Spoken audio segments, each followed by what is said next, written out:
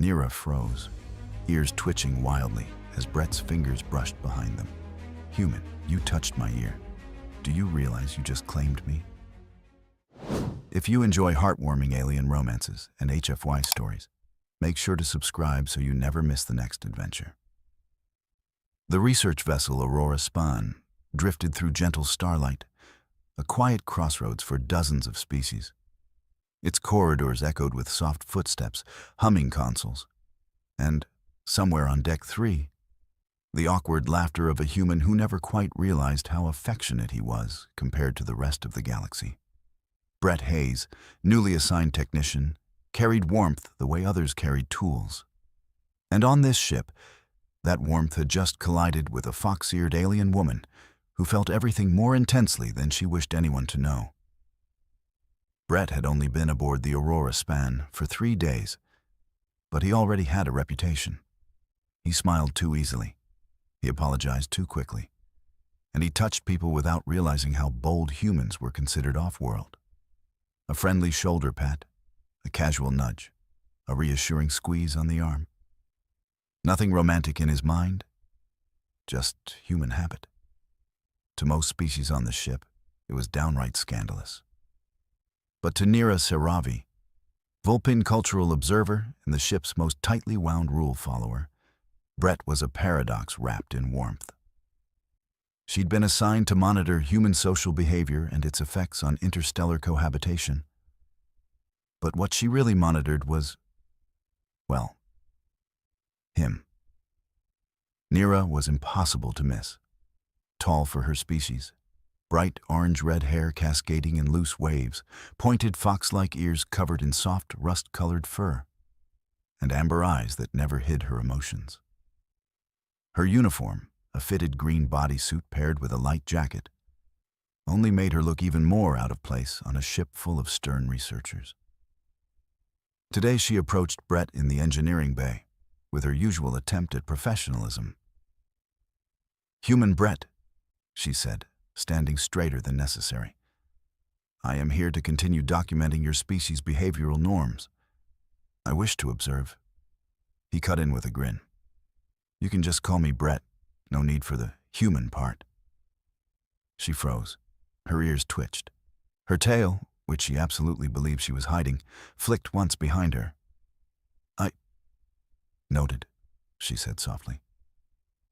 Brett laughed, a warm, easy, sunlit sound that hit her like gravity shifting. Then he crouched under the console he was repairing, reaching for a panel. Nira leaned closer to watch him work. Too close. He bumped his head on the underside of the console and instinctively reached up. Not for the ceiling, not for support, but to brush her shoulder.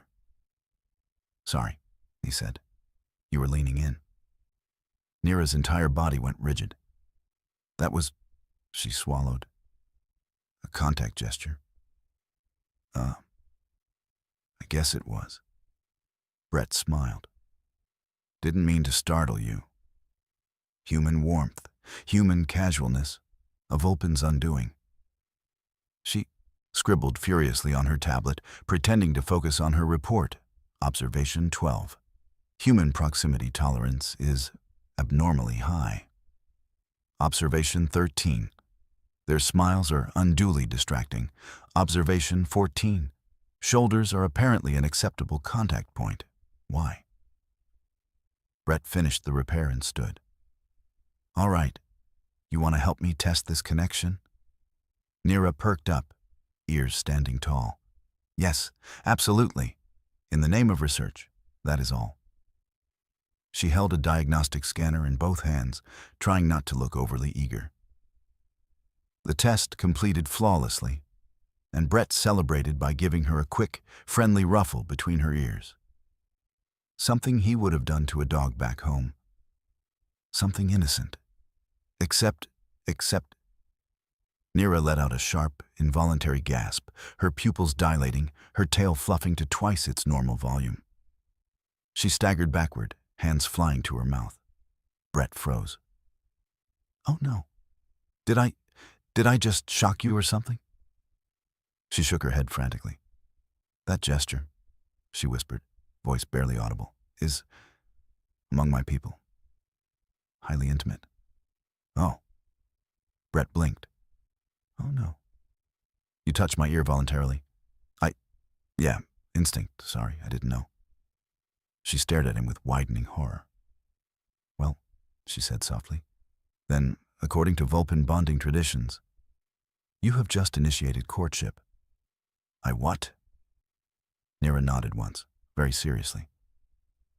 And depending on how the crew interprets this, you may have, she swallowed, marked me as your future mate.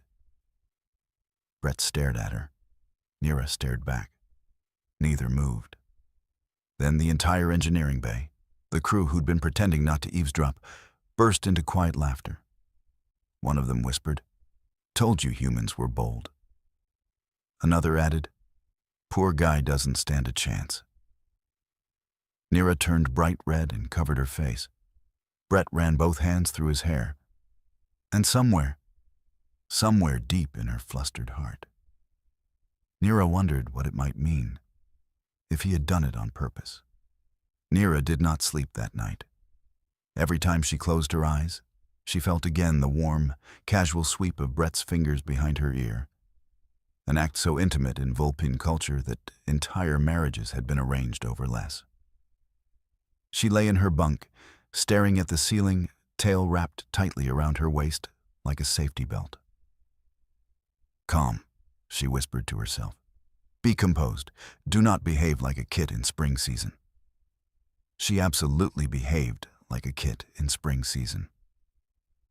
By morning, she had convinced herself of 3 things. Brett was dangerously affectionate. Humans were a physical contact species, and therefore very confusing. She needed to observe him more closely to ensure he did not accidentally mate with someone else by touching their ears. That was the official justification. The real one was simpler. She liked being near him. Brett's day started like usual, with him juggling 3 tools, 2 datapads, and a half-finished cup of coffee while walking down the corridor. He nearly dropped all of it when he saw Nira suddenly appear beside him, walking in perfect sync, holding her own tablet like a badge of professionalism. "Oh, hey," he said. "Didn't see you there." "I am observing," she announced. "Observing? Me?" "Yes." "For what?" "Research," she replied far too quickly. He raised an eyebrow. "About what?" A pause, then completely deadpan. "Human movement." He grinned. "You mean walking?" "Yes." "You walk strangely." "I'm pretty sure humans walk the normal amount of strange." She scribbled something onto her tablet. He angled his head to peek at it. But the moment he tried, she clutched it to her chest like a secret treasure and turned away sharply. "No viewing. It is confidential." He laughed, and Nira's ears fluttered from the sound. Word of the ear incident had spread through the ship like wildfire. Every time they passed crew members in the hall, someone smirked, nudged a friend, or whispered dramatically, "That's the human who touched the Vulpin's ear." Brett wanted to crawl into a maintenance shaft. Nira wanted to evaporate into stardust. Worse, some Vulpin exchange officers nodded at her respectfully, as if she were newly bonded. One even whispered, "Congratulations, sister. Your mate seems strong." Nira nearly fainted. Brett heard it and blurted, we're not, I didn't, it was just." The Vulpin shrugged. Humans always say that during the first week. Nira didn't stop blushing until they reached engineering. Inside the bay, Nira followed Brett like a very dedicated but extremely flustered shadow. He crouched to fix an open panel. She crouched beside him. He stood and walked to the next console. She stood and walked the same way, matching his steps almost perfectly. He reached for a datapad. She handed it to him before he finished turning around.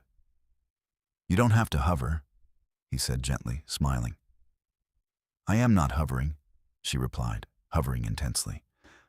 "I am monitoring for ear-related accidents." "That's not really a common workplace hazard." "For you it is." she muttered under her breath. But Brett heard the softness in her voice, the kind of fond exasperation someone used when they cared more than they meant to show. He sat on the floor beside a power junction box. "All right, if you're observing me, you can help." He tapped the open panel. "Pass me a level 3 conductor coil." Neera stiffened, then nodded eagerly. Tasks she could do. Tasks were safe. Tasks didn't involve intimate ear contact or misinterpreted bonding signals. She handed him the coil so quickly he didn't even finish reaching for it. Their fingers brushed, just lightly, but it sent a jolt up her spine. She dropped the coil. He blinked. "Are you okay?" "Yes." She grabbed the coil again, gripping it far too tight. Humans have electrifying fingertips, it is known. That's definitely not how humans work. Is it not? Nope. She scribbled furiously onto her tablet. Observation. Human fingertips may not be electrically charged. Further study required. Brett laughed so hard he had to lean against the wall. And Neera, tail fluffing with embarrassment, felt something warm unfurl in her chest. His laughter wasn't mocking. It was delighted. He found her funny, endearing, worth smiling at. Vulpins valued certainty, structure, and intention. Brett was none of those things. He was spontaneous, gentle, impulsively warm. And stars help her. She liked it. Later, as they carried equipment to Storage Bay 4, he gently nudged her elbow to point out a loose cable overhead. She stopped walking entirely.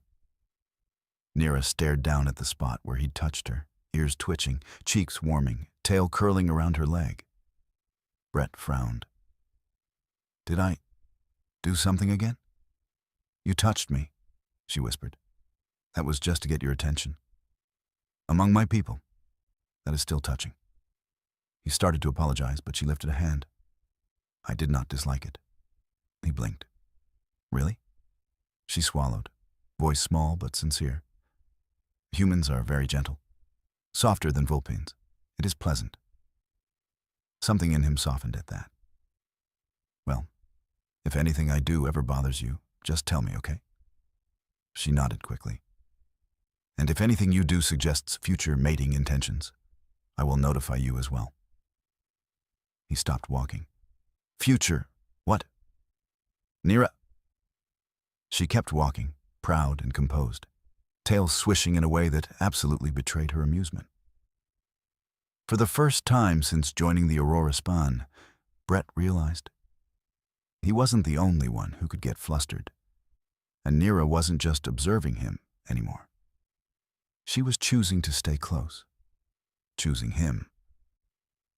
Neera's observation schedule changed overnight. Before the ear incident, she had shadowed Brett for standard research windows. 2 hours in the morning, 1 in the late afternoon. Very academic, very appropriate, very non-threatening. After the ear incident, she was with him so often the crew started calling them a paired unit. To Neera, this was simply responsible monitoring of a human whose dangerously affectionate tendencies needed cataloging. To everyone else, it looked suspiciously like a fox girl hopelessly smitten with a mechanic who had no idea he'd triggered a cultural mating ritual. To Brett, it was confusing, really confusing. Neera arrived early for breakfast the next day. Sitting rigidly at the corner of the crew dining hall, eyes locked on the entrance like a predator awaiting prey. Except instead of hunger, she was filled with anxious anticipation and an emotional storm she pretended to call research urgency. When Brett walked in, hair slightly messy, coffee already in hand, shirt half tucked, her ears shot upright so fast a passing alien ducked instinctively. "Morning, Neera," Brett said, sliding onto the bench beside her. "You're up early?" "I was collecting data." "On chairs? They may affect human posture." He grinned. "Sure they do." She clutched her tablet like a shield as he leaned in to peek at her notes. The proximity alone warmed her cheeks. Breakfast was uneventful until Brett finished his meal with a casual, "Want to walk to engineering together?"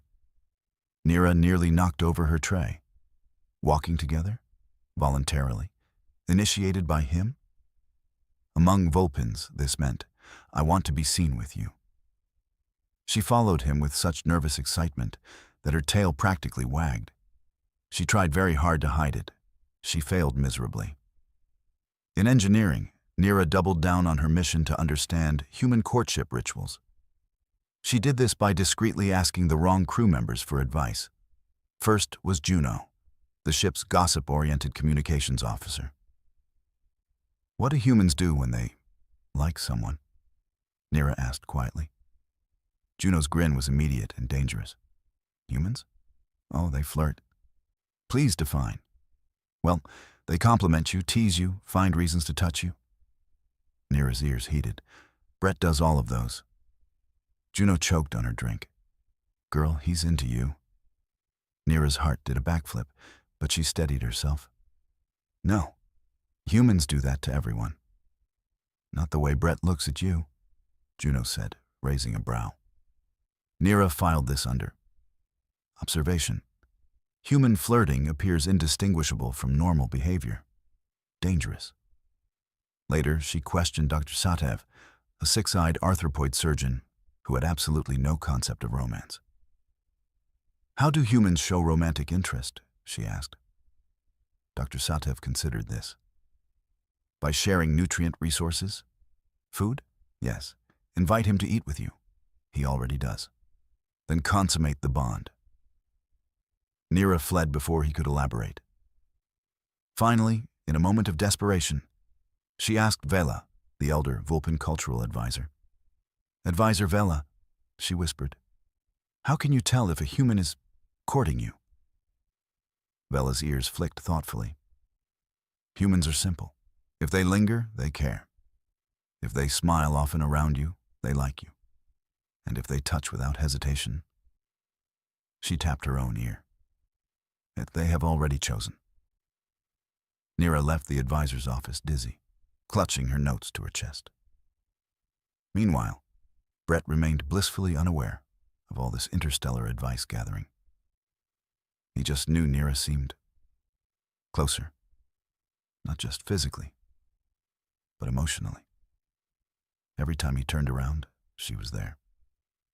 Every time he needed something, she somehow already had it. Every time he cracked a joke, she laughed, even when she didn't fully understand why. And the strangest part, he liked having her around. She made the room feel brighter, lighter, less routine. Even her confusion was cute, like when she tried to mimic human smiling and accidentally bared her teeth in a mildly threatening way. He taught her how to smile properly after that. She practiced so hard she forgot to blink. The real shift happened during hydroponics maintenance. Brett was elbow-deep in a filtration system, sleeves rolled up, humming to himself. Nira stood beside him, holding tools, handing him whatever he needed before he asked. He didn't notice at first, but she kept moving closer as he worked, step by step, inch by inch, until her shoulder brushed his arm.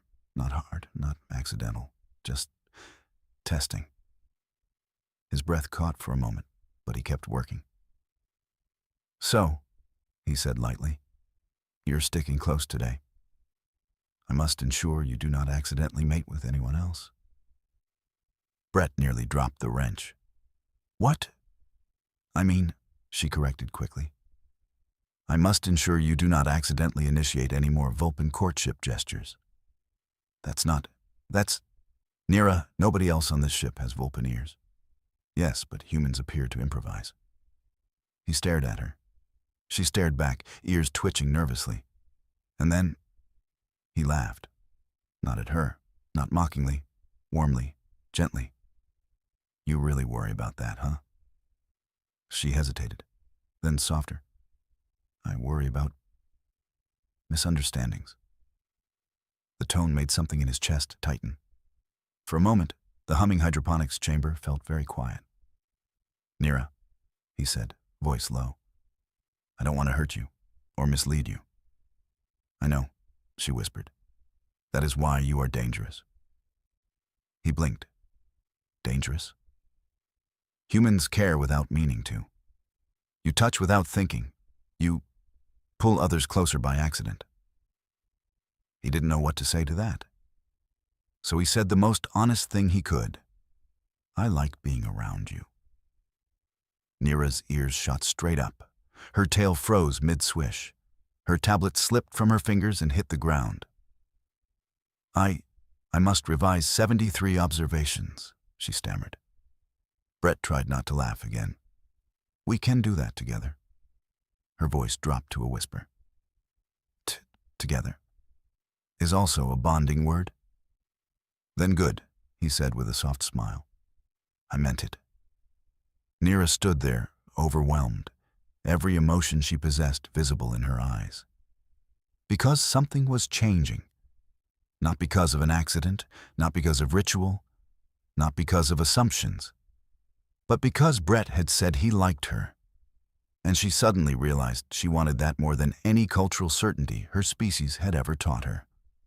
For the first time since stepping onto the Aurora span, Neera avoided Brett. It started subtly. She arrived a few minutes late to engineering, claiming data review delays. Then she suddenly remembered urgent documentation whenever he invited her to lunch. By the third day, she was actively rerouting her walking paths to avoid crossing his. Brett wasn't an expert in xenocultural behavior, but he wasn't stupid. Something was wrong. He caught her slipping out of the analytics room, tablet clutched so tightly the casing creaked. Neera, he said softly, blocking the doorway. Are you mad at me? She didn't look at him. That alone made his chest tighten. I am not angry, she said. I am recalibrating. That sounds like something's wrong. She swallowed. Something is wrong. Her tail wrapped around her leg, a nervous tell she normally tried so hard to hide. Brett took a quiet step closer, lowering his voice. Talk to me, he said. Please. That word, please, broke something. Neera's ears flattened, not in anger, but in fear. When you said you liked being around me, I misunderstood. Brett blinked. How? I assumed your statement implied intention. Her voice cracked. Vulpins do not express fondness casually. We do not say such things without commitment. Oh. That single syllable was enough. She stepped back, misreading his surprise as discomfort.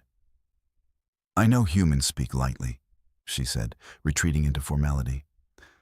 I know I should not have taken it seriously. I am correcting that now. Neera, it was an error, she insisted. You do not owe me clarity. I was foolish. Hey, wait, Brett said, stepping toward her. But she moved away again, tail low, ears trembling. She was heartbroken, and it was his fault, even if he didn't know how. All this avoiding me, he said quietly. Is it because you think I didn't mean what I said? She hesitated, then nodded once. For Brett, something snapped into place. The puzzle pieces he'd been fumbling with suddenly aligned. The rituals she kept hinting at, the cultural weight she carried, the way she froze when he got close, the way she glowed when he smiled. This wasn't just a misunderstanding. This was a wound he'd caused without knowing. He stepped closer, slow enough not to startle her. Neera, he said gently, I don't speak lightly. She looked up, confused and hopeful all at once. When I said I liked being around you, he continued, I meant it. I wasn't being polite, I wasn't joking. You make my days better. Her pupils widened. But I didn't know how big of a deal that was for you, he added. I didn't realize it meant something deeper in Vulpin culture. It does, she whispered. It means very deep things. He hesitated, breath unsteady. So, if I want to keep spending time with you, on purpose, not by accident, would that mean something too? Her tablet almost slipped from her hands. Yes, she said. Brett, that would mean everything. For a moment, neither of them moved.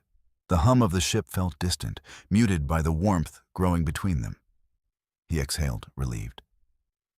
Then, I want that. Neera's breath hitched, barely audible, and her tail curled upward in a trembling arc of emotion she couldn't contain. But, Brett added, taking one more step until he stood right, in front of her, I need you to explain your customs to me. I want to understand them. I want to do things right. Her chest rose sharply.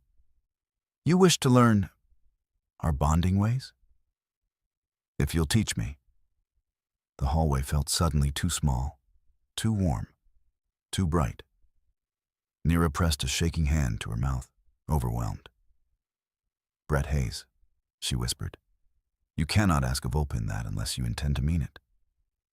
I do, he said simply. She stared at him, amber eyes shining with something between disbelief and joy.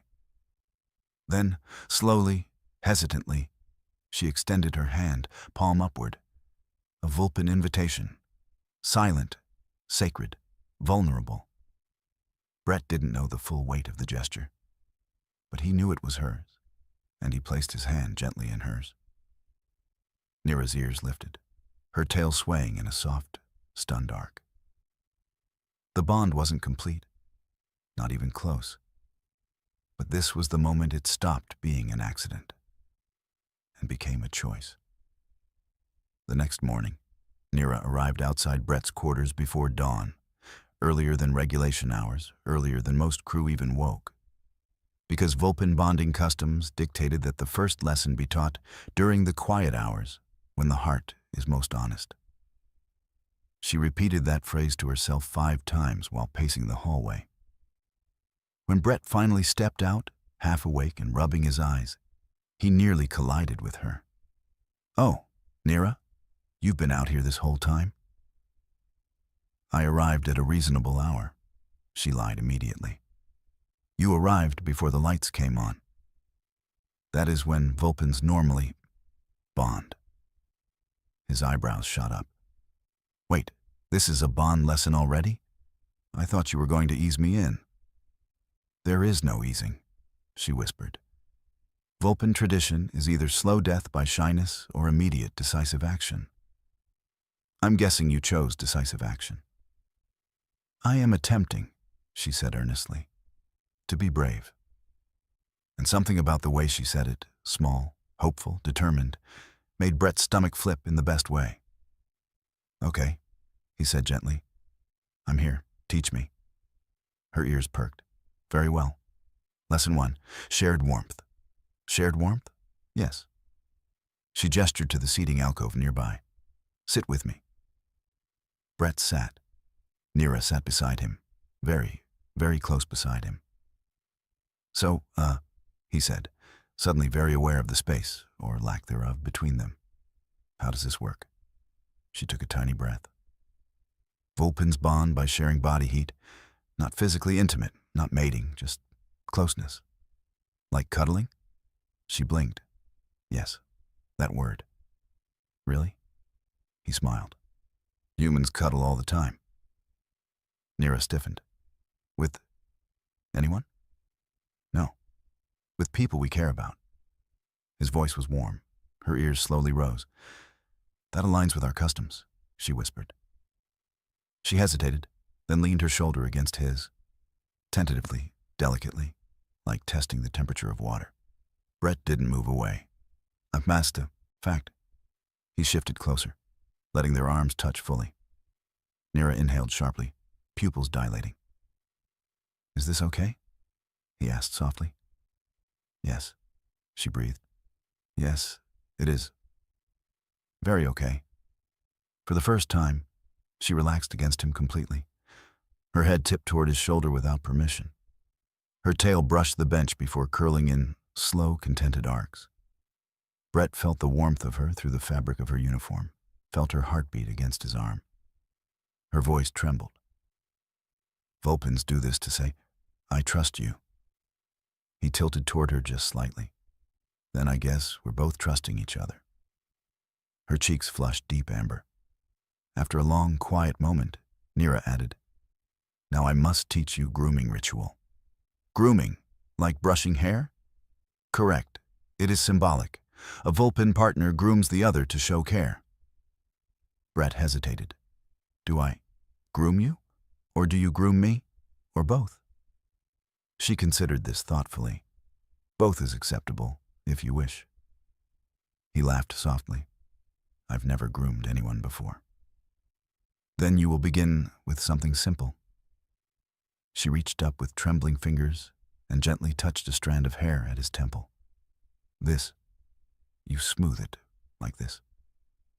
She tried to demonstrate, but her hands shook. Brett caught her wrist lightly. "It's okay," he said. "I can try." She lowered her head slightly, ears forward, an unmistakable sign of surrender and acceptance in her culture. He moved slowly, brushing his fingers gently through the long, soft strands of her red hair, careful not to touch her ears unless she asked. Her breath shivered at the contact, and she leaned into his hand with instinct she couldn't control. Is this all right?" he murmured. Her voice was barely a whisper.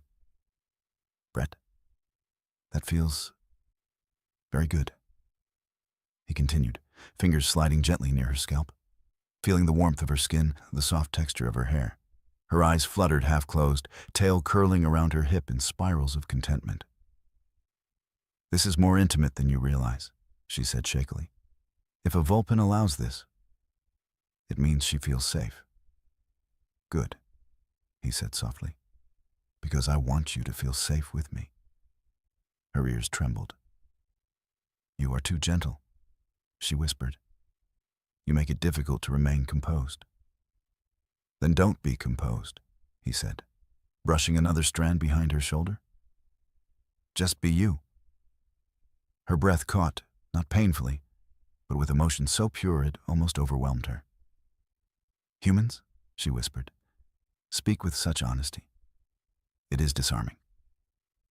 "Is that bad?" "No," she said, leaning her forehead lightly against his arm. "It is dangerous, in the best way." When grooming was done, she exhaled slowly. "Lesson 3, she said, gathering every ounce of courage she had, is shared beverage ritual." "Beverage?" "Yes. Drinking from the same cup symbolizes mutual acceptance." He blinked. "Like a romantic milkshake?" Her ears perked. "Is that a human bonding ritual?" "Sometimes. Mostly it's a date thing." She turned pink.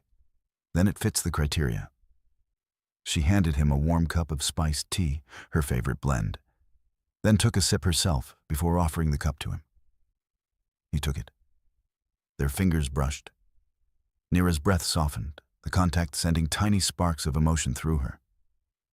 He drank, slowly, intentionally. When he handed it back, her hands trembled. "Brett," she whispered, "this is a Vulpin's acceptance gesture. You are sharing something sacred." "I know," he said quietly, "and I want to." Her eyes widened, glowing with something bright and tender. In that moment, surrounded by nothing more dramatic than an alcove and a cooling cup of tea, Brett and Nira crossed an invisible threshold neither could step back from. Not tradition, not ritual, not accident. Choice. His choice. Her choice. Together. And her heart, so cautious, so trained to protect itself, finally let go of the fear she had clung to for days. Because this wasn't a misunderstanding anymore. This was the beginning of something real. The shift between them wasn't loud. It wasn't some dramatic declaration or public announcement. It happened quietly, soft as a breath, right there in the alcove where they'd shared warmth, grooming, and tea. But the rest of the ship noticed immediately. By mid-shift, whispers followed them through the corridors. They're sitting closer. She's letting him touch her hair. He drank from her cup, Oh, stars, he's basically mated. Nira heard every word. Her ears betrayed her, flicking at each comment, cheeks warming. But she didn't pull away from Brett. Not this time. Not anymore. Each stolen glance they shared was a silent confirmation. We're doing this on purpose. For Brett, the change hit him slowly, like dawn spreading across a quiet horizon. Every time Nira looked at him, really looked at him, his chest tightened in a way he didn't have a name for yet. She wasn't just adorable or fascinating. She made him want to do better, be softer, be present. And Nira, she felt every shift in him like a vibration through her bones, which made the next ritual both terrifying and thrilling. It happened during evening diagnostics, when they were alone in a narrow maintenance corridor, bathed in the ambient glow of recessed lights. Brett crouched beside an open conduit, and Nira kneeled to help, their shoulders brushing occasionally. Soft touches that now felt intentional, sought after. She hesitated, tablet pressed to her chest. "Brett," she said quietly, "there is one more ritual I must explain before you continue down this path." He froze mid-adjustment, turning toward her. "Is it a big one?" Her ears twitched. "Yes." "How big?" She swallowed. "It is the Vulpin equivalent of saying, 'I feel what you feel.' A synchronizing ritual. Emotional transparency." "Transparency?" he echoed. "Like being honest with each other?" "Not merely honest," she said, shaking her head. "It requires vulnerability, the kind my people rarely show. It has ended relationships when done poorly." Brett closed the panel with deliberate calm and moved to sit in front of her, legs crossed, posture open. "Nira," he said gently, "I want to hear it." Her tail curled tightly around her hip for courage. "We call it the heart exchange." "That sounds important." "It is." Her voice wavered. "We sit close, facing each other, tail to leg, hand to heart. We share something personal, something we would not entrust to anyone else. If the other accepts it, the bond deepens. And if they don't," her eyes lowered, "then the bond does not continue." He nodded slowly, never breaking eye contact. "Okay. Are you asking me to do it now?" Her ears lifted halfway. "Only if you want to." "I do," he said softly, leaning just a little closer. "But only if you go first." Her breath caught. Her heart hammered so loud she feared he might hear it. No Vulpin began the ritual unless they were absolutely sure. And she was. She shifted, kneeling in the traditional position, one knee brushing the floor, tail curling forward. Brett mirrored her, patient, steady. When she reached out a trembling hand and pressed it lightly against his chest, above his heart, he didn't flinch. He covered her hand with his own. "Nira," he murmured, "you can tell me anything." Her voice came out barely more than a whisper. "I feared I was a burden." His expression softened instantly. She continued, tail curling tighter. "I feared you would grow tired of my confusion, my questions, my intensity, that your affection was accidental, and that when you realized the weight it carried, you would retreat." "Nira, that is my heart's share," she said quickly, as if the words might crumble if she didn't spill them all at once. "I offer it to you. I do not expect anything in return." Brett stared at her, the depth of her honesty hitting him like a shockwave. Then he lifted his free hand and gently brushed a strand of hair from her face. "Nira," he said softly, "I've never met anyone like you." Her ears slowly rose. "You're not a burden. You're not too much. You don't confuse me. You make me laugh and think and feel. And yeah, sometimes I don't understand your customs. But I want to. Because they matter to you." Her breath shivered. "And there's something else." he added. My turn for the heart exchange. She nodded, bracing herself. I wasn't afraid of you leaving, he said, voice low, honest. I was afraid of messing this up, saying the wrong thing, hurting you without realizing it. She blinked at him, wide-eyed. You? Yeah. He squeezed her hand. Because I like you. And I don't want to mess up something that feels important. Neera's tail shot into a curl so tight it could have formed a spiral galaxy. Brett, she whispered, emotion softening every word. You accepted my share. And you accepted mine. Her hand slid more fully against his chest. He leaned forward. Their foreheads touched, resting lightly, a position instinctive to Vulpins and strangely intuitive to him. Warm, steady, shared. A breath passed. 2, 3. Then she said, there is one final part. Tell me. Her voice barely held together. The partner must touch the other's ear, not by accident, but with intention. Brett froze. Her ears. The trigger of the whole misunderstanding. He looked at her carefully, searching for hesitation. There was none, only hope and trembling courage. Are you sure? He asked quietly. Yes. Slowly, gently, he lifted his hand. Neera's eyes fluttered shut, anticipation making her tremble. And Brett, this time fully aware, touched the base of her ear with warm, careful fingers. Neera gasped, a soft, involuntary sound of pure emotion, leaning into his touch like a flower turning toward sunlight. This time was no accident. This was a declaration. When her eyes opened, glowing amber and full of stunned affection, she whispered, Brett Hayes, you have chosen me. Not from shock, from the sheer emotion radiating off her. She looked at him like the whole universe had just shifted one step closer. Then she did something she'd never dared before. She reached out and took his hand, boldly, firmly, without hesitation, and tugged him up from the floor. Come with me, she whispered. He followed without question. She guided him through the corridor, past crew members who abruptly stopped talking the moment they spotted Neera holding Brett's hand. A few stared. One person dropped a datapad. Someone else whispered, Stars above, she's glowing. She was. She really was. Neera wasn't glowing in the metaphorical sense. Vulpins flushed with bioluminescence when overwhelmed.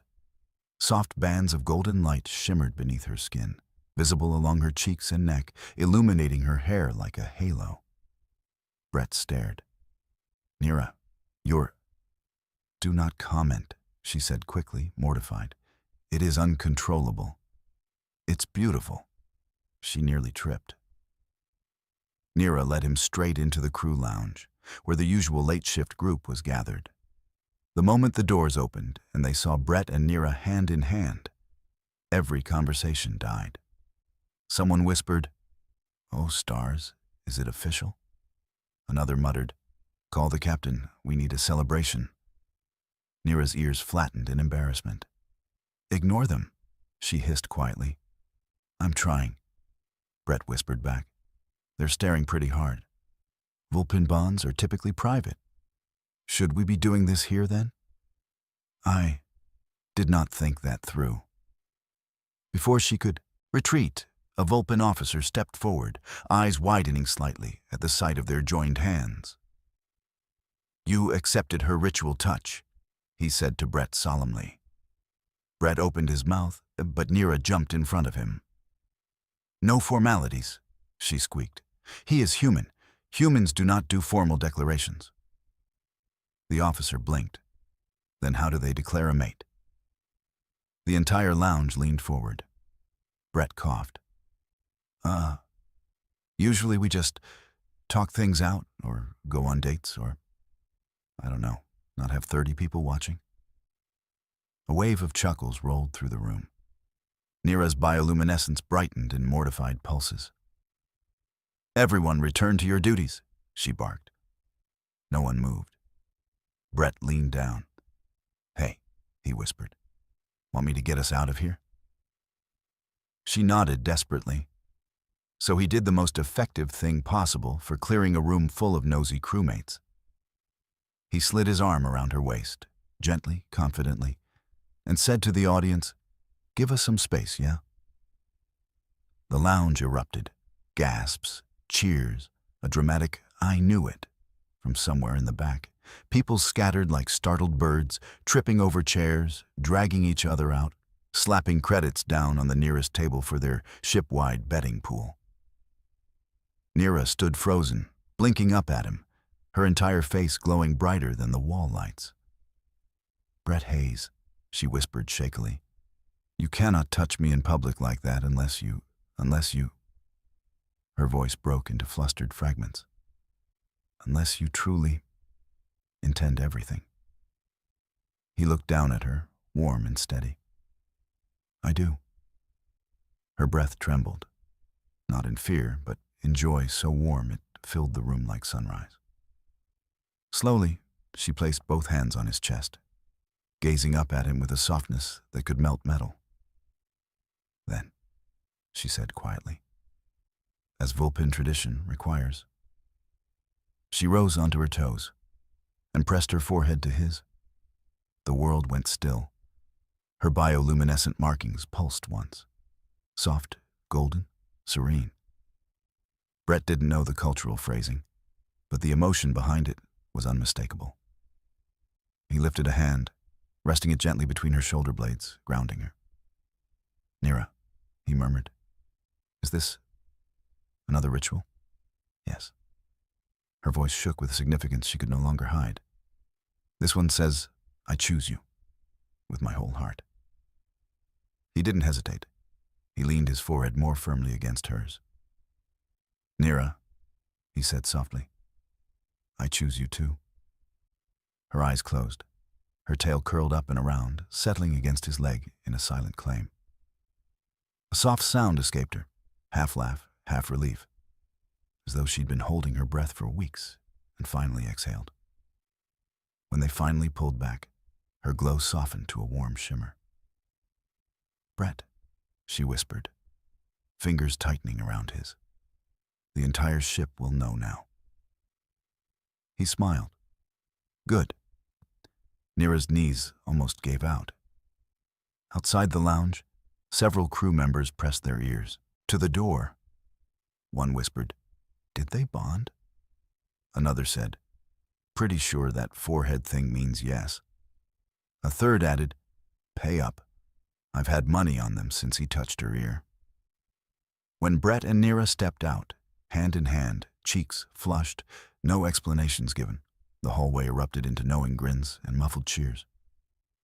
Neera looked up at Brett, overwhelmed and radiant.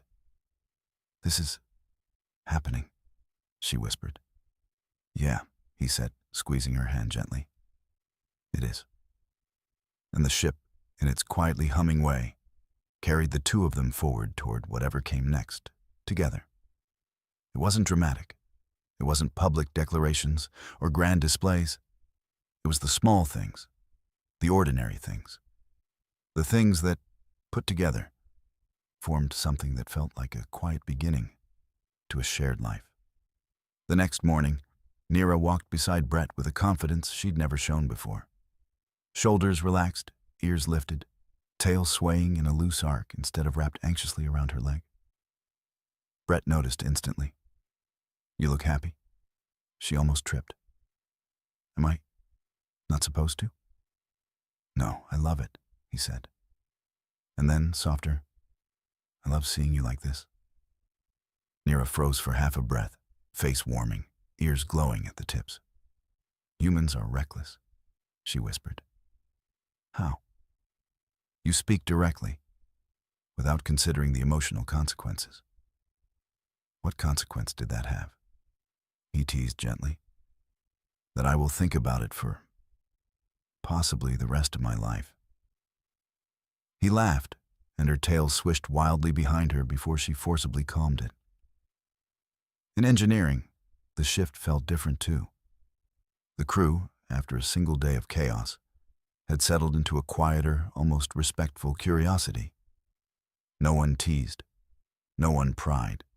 They simply watched the two of them fall into a rhythm that made perfect sense. Neera stood closer, but not out of caution or fear of misunderstanding. She stood closer because she wanted to. Brett worked with an ease that came from knowing she was there, ready to hand him tools, ready to help, ready to lean against his shoulder when she thought no one was looking. Except people were looking, and smiling. A lot. At one point, Juno passed by and whispered, "You two are adorable," before disappearing with the speed of a guilty child. Neera blushed violently and immediately pretended to be absorbed in a diagnostic tablet. Brett only smirked and nudged her elbow. She's not wrong. Neera made a noise that wasn't quite a word. Later that day, during lunch, they sat together as always.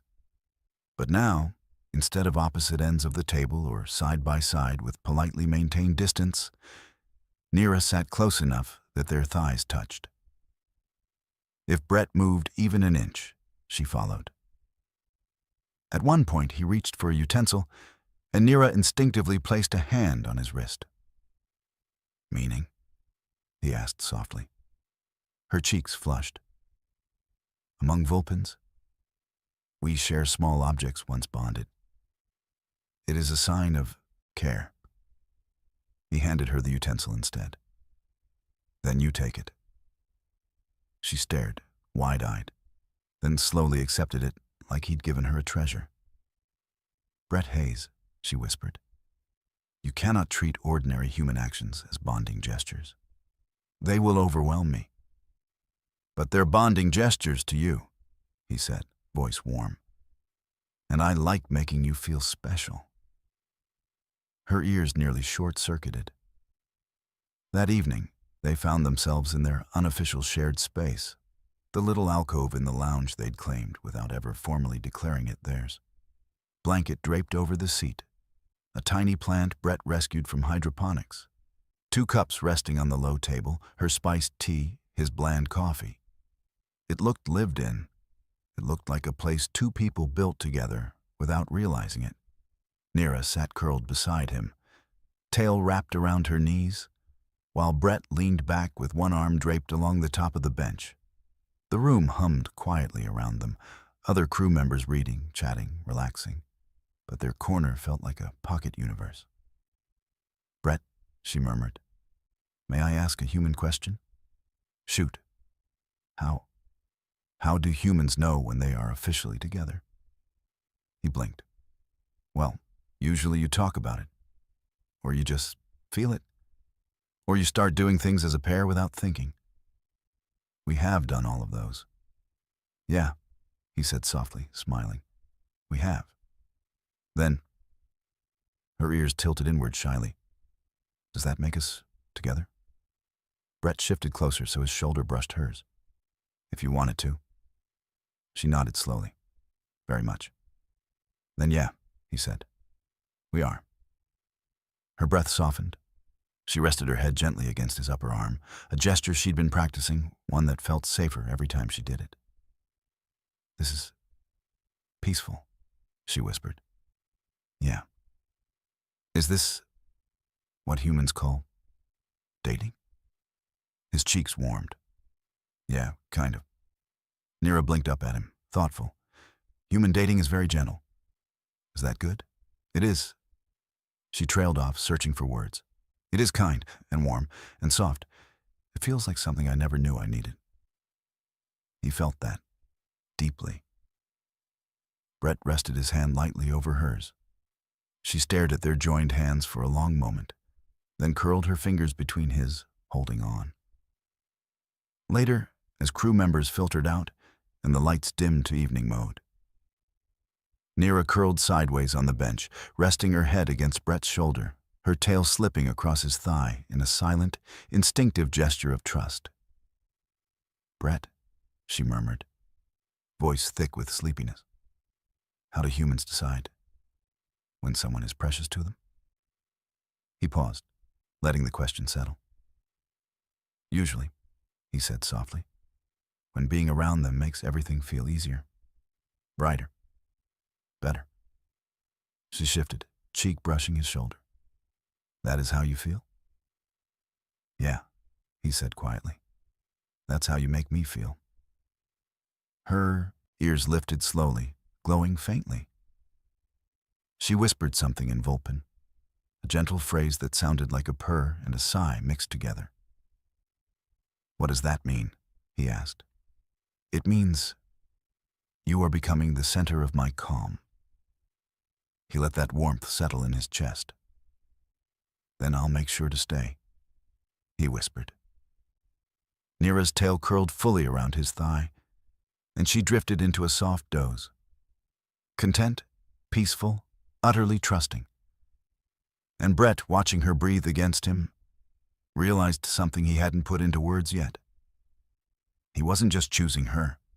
He was learning her. Every gesture, every instinct, every tender, brave moment she offered. And he liked who he was becoming beside her. Days passed. Then a week. And something gentle and steady began to form around Brett and Nira, something that wasn't quite routine, but wasn't fragile either. It felt lived in, natural, like the first stages of a home taking shape. Not a physical home, a them home. They moved through the ship in a new rhythm, careful at first, then unconsciously in sync. Brett reached for a toolbox. Nira already handed it to him. Nira paused by a display screen. Brett leaned in beside her before she could ask. They started eating together by default. They walked the same corridors without planning to. They lingered in each other's gravity like it was the most ordinary thing in the galaxy. It didn't go unnoticed. Every species on Deck 3, avian, crystalline, reptilian, amorphous, gel, had some version of eyebrows raised at the two of them. If anyone had doubted the bond before, they didn't now. Nira's glow alone gave her away every time Brett laughed. One evening, after shifts ended and the corridors dimmed to soft ambient blues, Brett returned to their alcove to find Nira reorganizing it with meticulous ceremonial care. She was fluffing the blanket, arranging the 2 cups symmetrically, adjusting the tiny plant so its leaves pointed toward the ambient light. He watched her for a moment, smiling at how seriously she took even the smallest spaces. "What are you up to?" he asked, stepping into the alcove. Nira startled, ears flicking upright. "I am maintaining our den." "Our den?"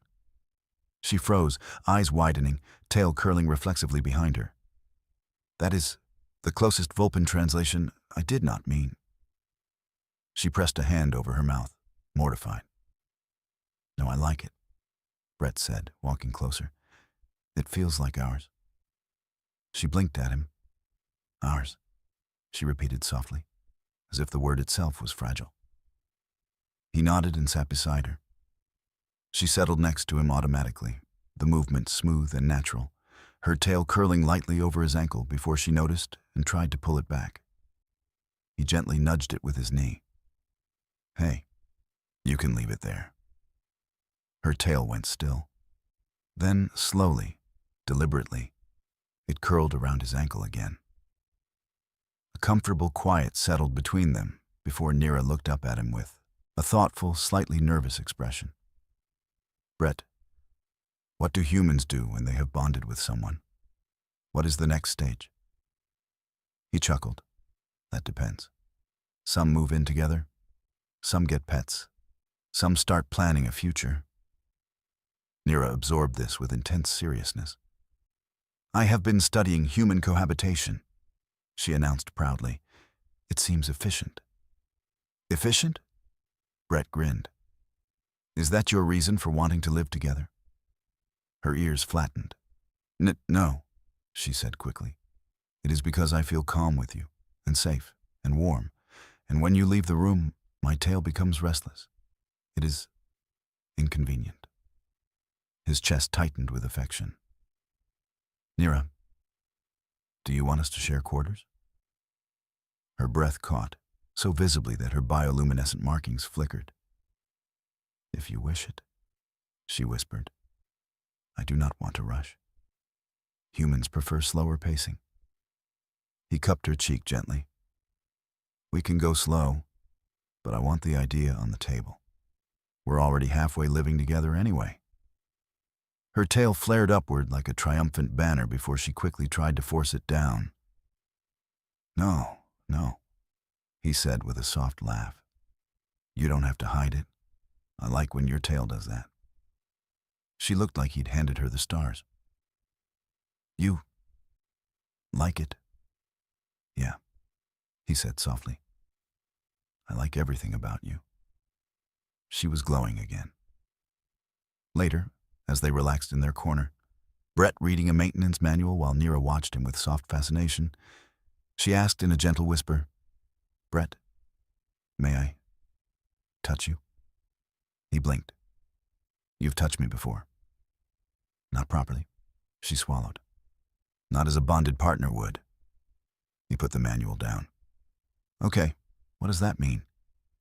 Her hands trembled as she reached forward, placing both palms against his chest, light, reverent, warm.